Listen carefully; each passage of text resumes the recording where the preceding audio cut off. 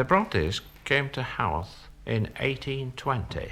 They came from Thornton near Bradford, and it is said that they came up the main street with 2 cartloads of furniture.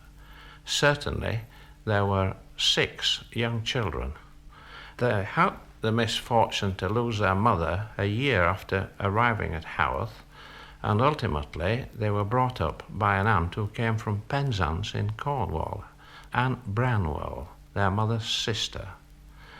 And Aunt Branwell was instrumental in giving them both domestic experience and such education as a girl at that time would be able to obtain.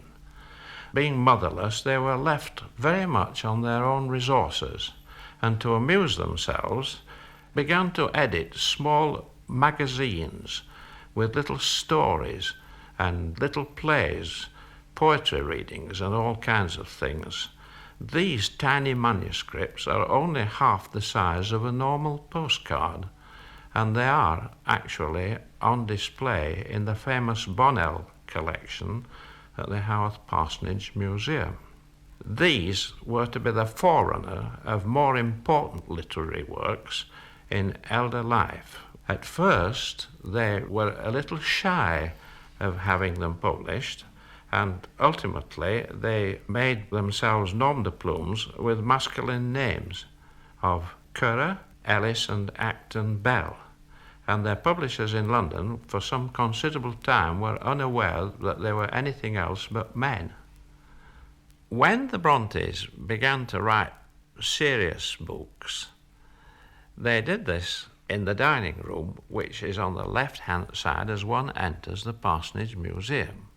This room is preserved in the exact condition and with the same furniture as was there in the period of the Bronte residence. And the 3 girls used to walk round the table, talking, reciting, and reading extracts of their work to each other, partly as an exercise. The room on the right is known as the parlour, and was really the preserve of their father, who became very much of a recluse after the death of his wife.